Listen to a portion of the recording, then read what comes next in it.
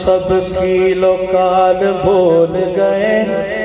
چلا دماغ کچھ ایسا کہ چال بھول گئے۔ لحد میں ہم نے جو مولا علی کا نام لیا،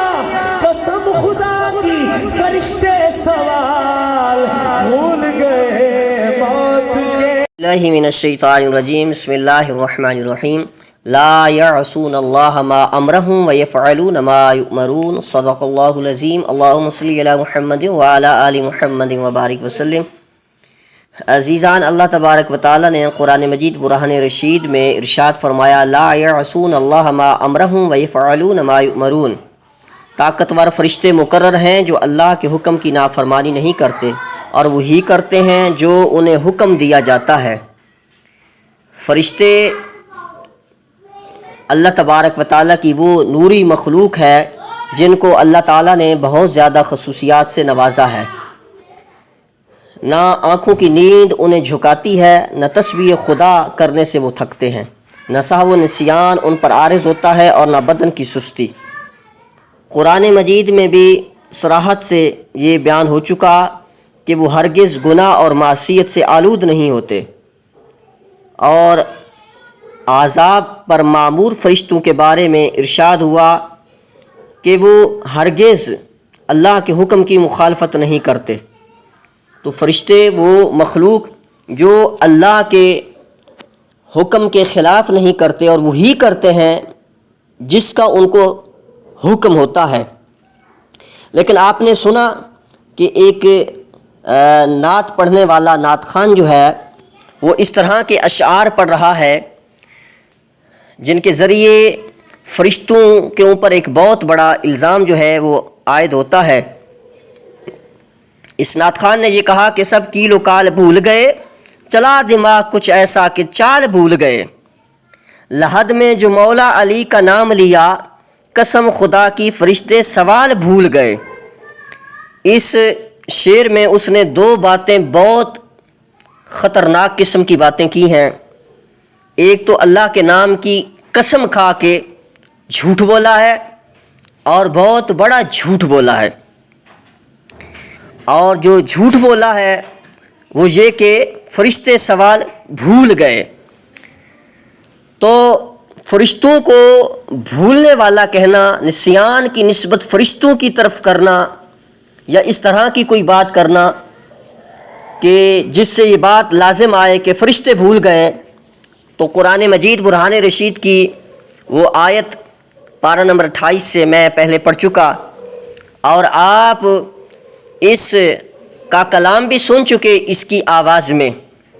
تو یہ کتنا بڑا ظلم ہے جو اہل سنت کے سٹیجوں کے اوپر عرصے سے ہو رہا ہے، اور ایسے کئی نعت خوان اور کئی ریڑھی چلانے والے، کلام لکھنے والے بھی ایسے ہی ہیں، اور کلام پڑھنے والے بھی کچھ ایسے ہیں۔ تو جو شخص سنی ہو، اہل سنت سے ہو، خود کو اہل سنت سمجھتا ہو اور کہتا ہو، اہل سنت کا کھاتا پیتا ہو، اس کو ذرا شرم کرنی چاہیے اور اس کو سنبھل کے رہنا چاہیے۔ میں تنبیہ کرنا چاہتا ہوں ایسے نعت خوانوں کو، ایسے نقیبوں کو، ایسے خطیبوں کو کہ وہ دیکھیں کہ انہوں نے کس طرح سے اتنی بڑی بات اور اللہ پاک کے مبارک نام کی قسم کھا کے وہ کہہ رہا ہے کہ لحد میں جو مولا علی کا نام لیا، قسم خدا کی فرشتے بھول گئے۔ لا حول ولا قوت الا باللہ العلی العظیم۔ حالانکہ اللہ کے نام کی قسم کھانا اور قسمیں کھانا اور جھوٹی قسمیں کھانا اللہ پاک نے قرآن مجید برہان رشید میں مذمت بیان فرمائی ہے۔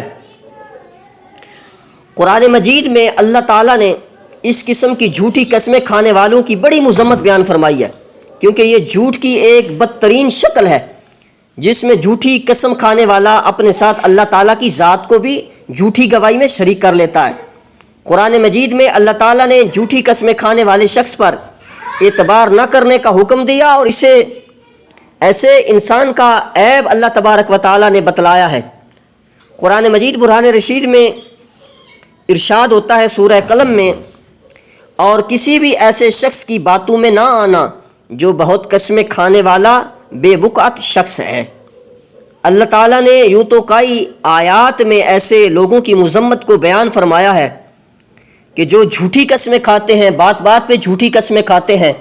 لیکن آپ ایسے لوگ دیکھیں جو خود کو سنی کہیں اور اہل سنت کے سٹیج پر اللہ رسول کا نام لیتے ہوئے مولا علی المرتضیٰ شیر خدا رضی اللہ تعالیٰ عنہ، اہل بیت کا، صحابہ کرام کا نام لیتے ہوئے جھوٹ، اور وہ بھی بڑی دلیری کے ساتھ جھوٹ بولیں اور قسم کھائیں اللہ کے نام کی، اور فرشتوں پر الزام لگائیں یا کسی اور شخصیت کے اوپر الزام لگا دیں، یہ بہت بڑا ظلم ہے۔ اور میں یہاں یہ بھی کہنا چاہوں گا کہ جو میر مجلس ہیں جن کی موجودگی میں یہ شعر پڑھا گیا اور یہ ظلم کیا گیا، اور ان کو چاہیے کہ وہ ایسے لوگوں کو سختی سے منع کریں اور خود بھی ایسے لوگوں سے، ایسے نعت خوانوں کو قریب آنے سے روکیں اور ان کو منع کریں کہ وہ ایسے کلام جس میں اس طرح کی خرافات بھری ہوئی ہیں، ایسے اشعار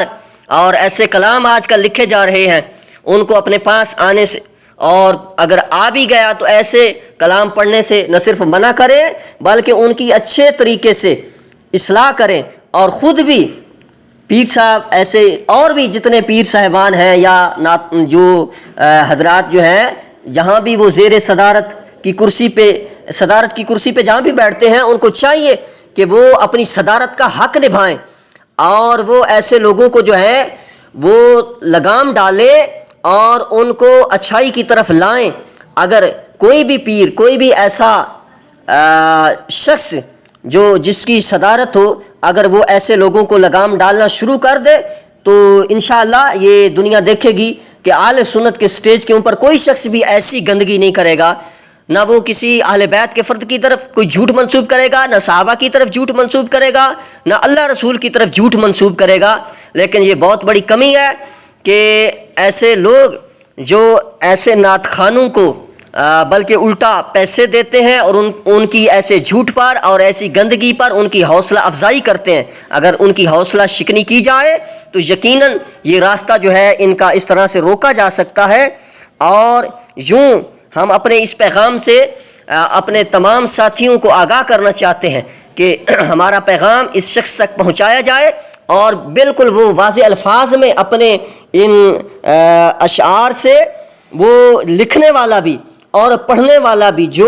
پڑھتا ہے، جو بھی پڑھتا ہے، وہ ان سے اعلانیہ طور پر رجوع کرے اور اللہ کے حضور معافی مانگے کہ اس نے اللہ کا نام لے کر اتنا بڑا جھوٹ بولا اور اہل بیت کے عظیم فرد کی طرف اس نے اس جھوٹ کو منسوب کیا ہے۔ اللہ پاک ایسی بات سے ہم مسلمانوں کو محفوظ رکھے اور ہمیشہ اہل بیت پاک اور صحابہ کرام کی غلامی میں ہم سب کو رکھے، آمین۔